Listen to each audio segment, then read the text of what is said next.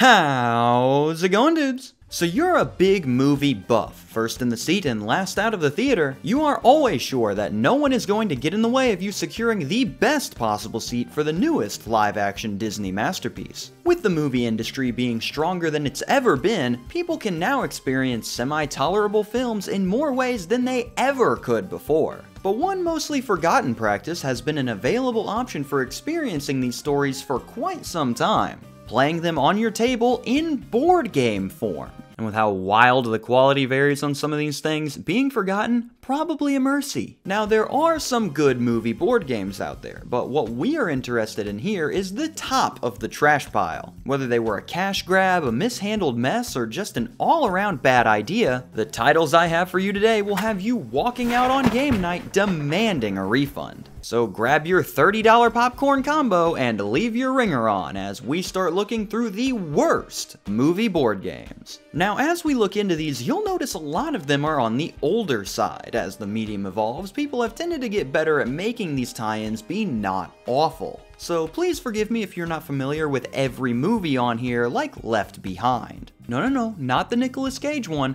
the 2000 release starring Growing Pains as Kirk Cameron. And like 6 Gen X people just went, oh! Left Behind, the movie, is about a group of people who are stuck on Earth after the rapture takes the followers of Christ to heaven. And they must work together to stop the Antichrist from taking over the world or something? Man, I don't know. The plot synopsis has got me spinning in circles, and I am not spending money to rent this. I just need you to know the basics so you don't get lost when we talk about Left Behind, the movie, the board game, adventure. Might as well slap Ann Knuckles on there just to round it out. Left Behind, the movie, the board game, adventure takes place over 2 phases. In phase 1, players will move around the board either answering Bible trivia questions, drawing trials and tribulation cards carrying a random effect, or confession cards where you either need to admit to some wrong you've committed or lie about it to try and trick the other players. All of these shenanigans are meant to earn players tokens that they can use in the game's second phase, which begins once a player rolls Carpathia on one of the dice. Sorry,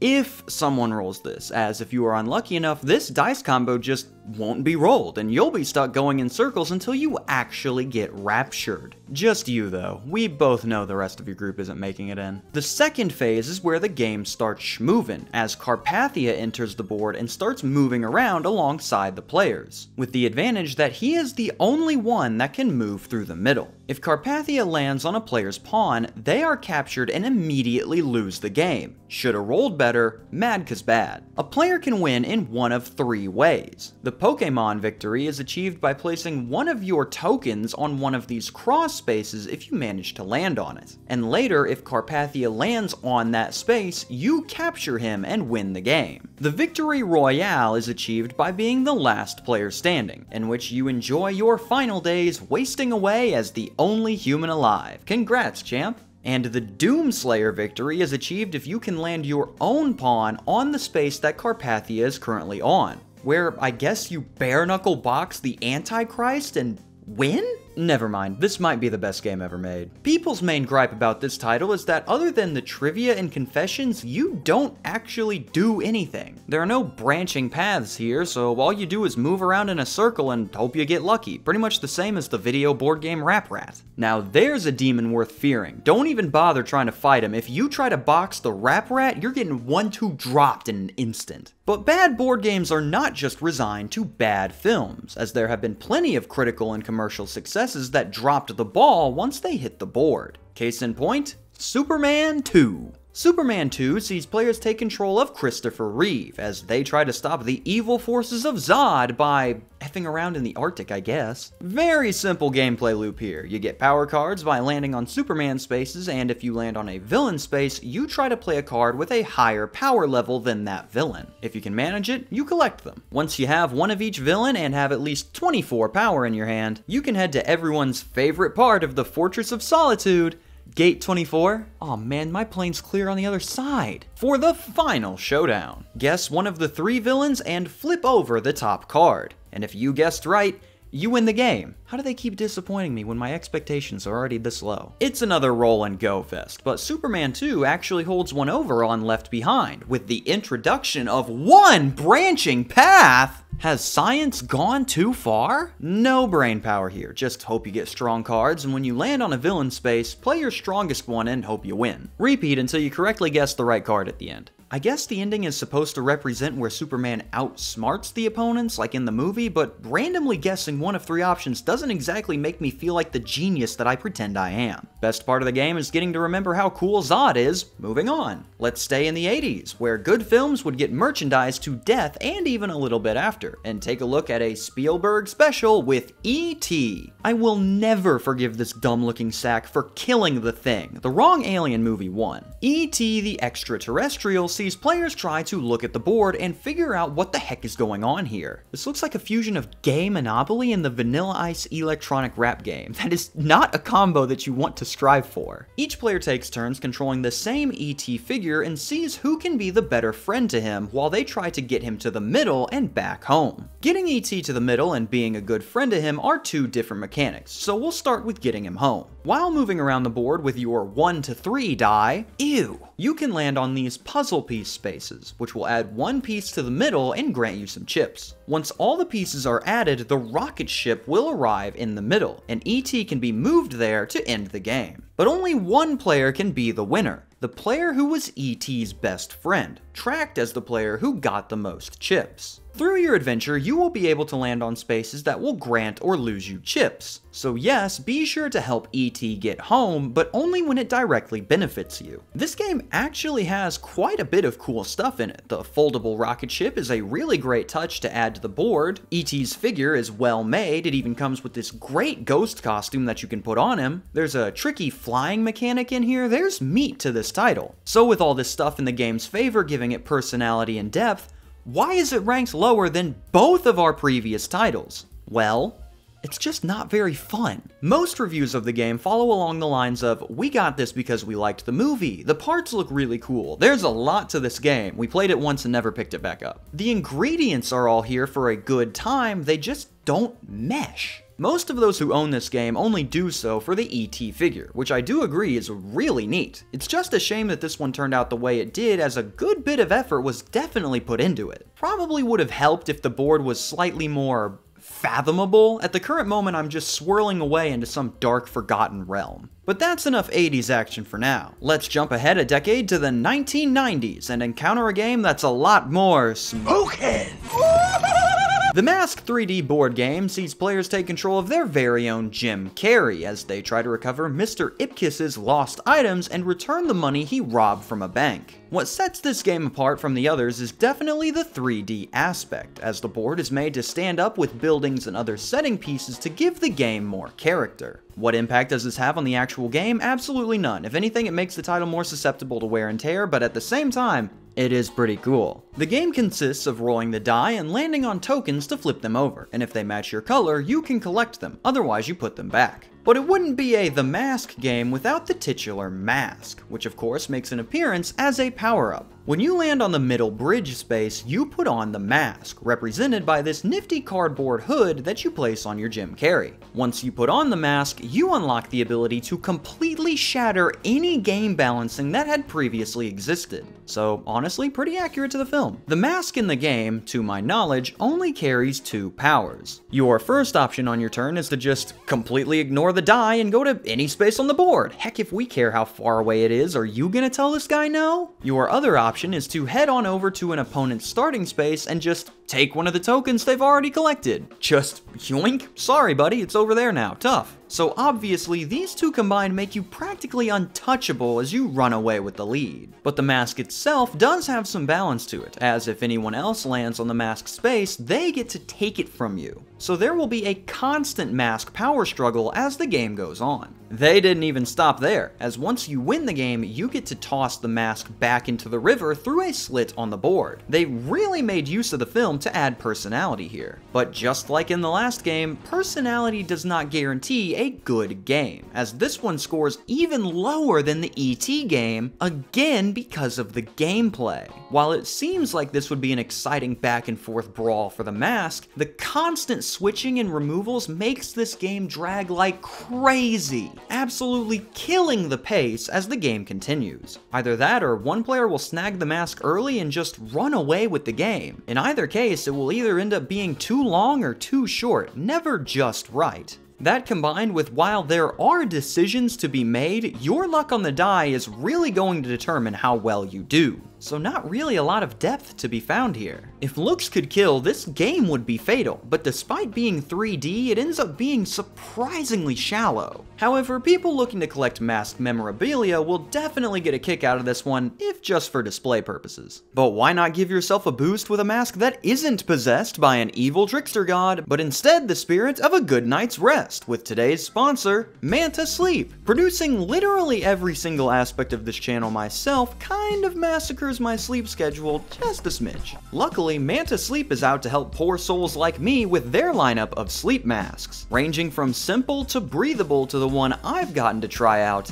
the Sound. The Sound sleep mask connects to your phone through Bluetooth, so while it's working hard keeping even the smallest microbe of light away from your eyes, you can doze off to your favorite bedtime tunes in comfort. The Sound mask carries a ton of features that work to tailor itself to your sleep style, including adjustable straps to fit your head shape, sliders to move speaker locations, and volume controls so you don't even have to look at your phone. I don't endorse something that I haven't tried, and I've got to say, after using this bad boy for 2 weeks, it does its job quite well. Put this on at night, turn on my video game crime jazz, and I am just gone. Check out Manta Sleep for yourself by using my link below and get 10% off your order with code CAM. That's CAM with a K, K-A-M. Please don't misspell my name. Thanks again to Manta Sleep for sponsoring this video. Now let's jump back in and see what other films fell asleep while putting together their board game counterparts. Let's go ahead and stay in the nifty 90s for one more title. The 1993 tie-in of the Southern epic Gone with the Wind? Hey, I think we might have missed the audience buzz on that one by a bit of a half century. Gone with the Wind, the movie, was released in 1939 to critical and financial success. So, as expected, the board game producers held for 54 years before finally striking the iron while it was basically frozen. Not content with their baffling release schedule, the creators also decided that in order to properly honor the film, they needed to put together one of the most incomprehensible board games on the market.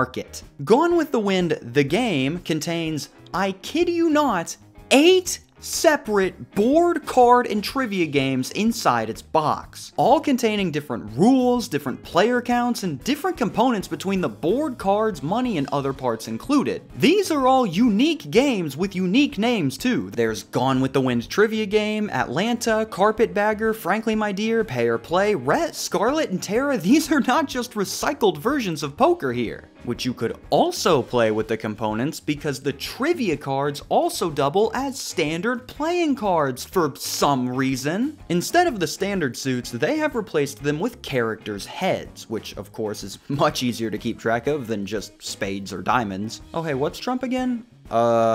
Scarlet? Playing cards with these would be super easy too. The card is all full of trivia text and a massive picture from the film in the middle, so it'd be real easy to tell the cards apart. In addition to them being completely unwieldy because for some frog-kissing reason they made these cards absolutely massive. But wait, there's more! Weren't content with the 8 games that we shoved into this monster? Never fear, as we've also included rules for variations of both Rummy and Go Fish. Because why do one game good when we could do 10 games bad? I can't assemble a single iota of the thought process of any decision that was made on this. What were they thinking? The trivia portion of the game works well because they managed to ask questions about the movie the game's based on, but what the ever-loving crap is going on in every other part of this? I could understand this if it was from the 1930s. The design choices to cram as much crap in as you can makes sense from a time period where the medium was less defined. But as we've covered, they made this tie-in 54 years later in 1993. So I legitimately cannot provide any explanation for what happened here. I dare you to pull up to poker night with your jumbo-sized Gone with the Wind trivia poker cards and see how long it takes you to get shot.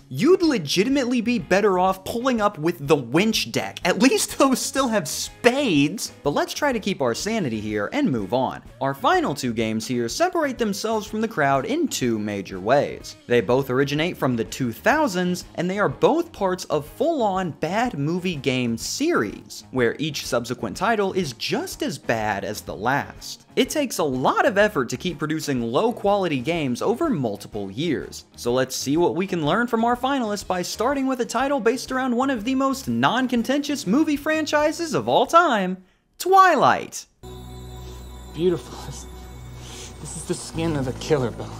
Twilight the movie board game, or is it Twilight the game, is a pseudo-trivia title that combines questions from the film with small dice challenges as you try to use powers to help give you an edge. The first player to make it to the prom with their vampire boyfriend wins. Trying to avoid the grown man makes fun of a property made for teenage girls meta, let's focus on the board game itself and what it brings to the table. Board, cards, a box. Will you shut up? To play Twilight, whatever the title is identifying as right now, move along the board and try to answer questions or complete challenges within the specific regions to collect scene cards. Along the way, collecting story cards that can either help you or harm an opponent. Once you collect one of each of the 7 scenes, you can enter the prom space, where if you can complete one trivia and one action challenge back to back, you win. Sure, there is a little more depth to the game with the power cards and the dice challenges, but at the end of the day, this is a Twilight trivia game first and foremost. So the only folks that'll really get a kick out of this one are fans of the movies. Yes, movies plural, because apparently this bad boy sold well enough to warrant 2 more releases in the series, with the Twilight Saga New Moon the movie board game and the Twilight Saga Eclipse the movie board game, each one being as warmly received as the last. Each new release completely changed the board design and added one new mechanic. New Moon adding character cards, and Eclipse adding friend cards and factions that you use to fight the newborn army. Look, I said I wasn't gonna dig into it, but if you need multiple people to beat up a bunch of newborns, you've got to hit the gym. Now, these games are a bit special, as yes, they are rated low, but I can't guarantee that that is because of the quality of the games themselves. From what I've seen, I can agree that these would be practically pointless for anyone but Twilight fans. But at the same time, a lot of the comments don't go into any details past bad game, cheap tie-in, or the same guy on all 3 games swearing that his wife is why he has the whole collection. Guys, you've gotta believe me. In fact, there is only one in-depth review across the entire series, which is from an English teacher who starts off talking about the trivia aspects before devolving into a 7-paragraph rant about how Stephenie Meyer is a cornerstone of the rampant consumerism that is plaguing the hearts and minds of the youth, werewolves really just being a way to teach young girls that violence is a valued love language, and other stuff that is extremely relevant to whether or not this trivia game is any good. I am getting a massive Trump the game feeling from these reviews. More people talking about their thoughts on the subject matter than the actual game itself. So I thought about buying this one to give it the old run through, but the last time I bought a game with a celebrity on the front, they almost died. So I think I'll save Kristen Stewart the trouble and just back off on this one. But from all the games we've viewed so far, we've seen a variety of emotions from players. Confusion, disappointment, general non-interest, dorselessness. But one we've yet to see so far is genuine, festering rage. So let's go ahead and fill that void with an absolute classic, The Lord of the Rings. The Lord of the Rings The Fellowship of the Ring board game sees you move each member of the Fellowship through Middle-earth to reenact the events of the film while gaining points. The player with the most points once you reach the end wins. The Lord of the Rings The Fellowship of the Ring board game has one thing in its favor. It is very well constructed with some beautiful components. Each character gets their own unique stat card, the boards snap together to slowly reveal the map as you continue, and each character is represented by these little cases, a great foundation to build on. So why they decided to take that foundation and construct a duplex made out of lollipops and hot glue, I have no idea. This game is dull. Let me take you through some of the buts that managed to tank the appeal of this game one after another. Each character has their own unique path that they take before they all join together. So depending on who you choose, you could have gotten a unique experience with each new play,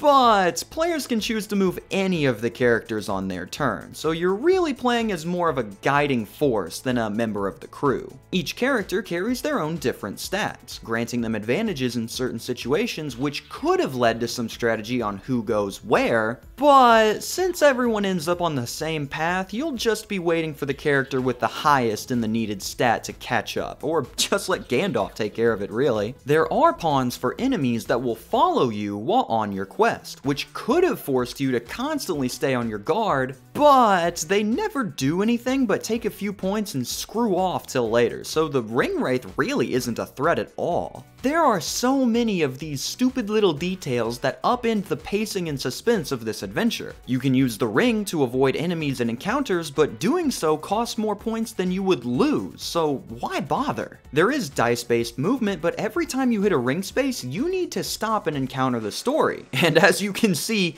there are no shortage of ring spaces here. And there's really no reason to move the characters that are behind, as the ones in front are the ones that can hit new cards to earn points. But those are just stacks of minor complaints. Stuff that hurts the gameplay, sure, but nothing large enough to completely derail the experience. But there is one more point against the title that is large enough to do just that. That being that this game is a one-to-one retelling of the film. Well, that doesn't seem too bad. Isn't that what it was aiming to do? No, think about it.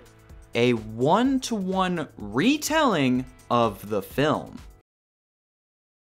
Oh no! Yeah. In order to properly convey the plot of the film in order, every single card in the game is tied to a specific space on the board, meaning that no matter what you do, you will always advance through the game in the exact same order, the exact same way, every single time. This game has managed to put together a replayability score of 0. You can legitimately play this game one time before you experience everything it has to offer because it only offers one experience. Play the same game every time and hope you were lucky enough to get guided to the most points sounds like a blast. Even the ending isn't any good, as once you reach the end of the board, the game just ends with no fanfare. That's because what you are supposed to do is buy the two sequel titles, the Two Towers board game and the Return of the King board game, which attach to this board to allow you to continue the adventure all the way to its conclusion. 4 more hours of this? Yes, please! Again, the components of these two look really cool and give the game a ton of personality, even allowing you to slide your ring score counter into Mount Doom at the end of the game. But personality is not the problem here, it's that the game is practically playing itself. Dear Lord, it's just Lord of the Rings Candyland. Sorry, I was being unfair to Candyland there, as at least in that Living Nightmare, you can draw a card that allows you to skip ahead on the board. Here, you just go the same way, on the same path, at the same speed,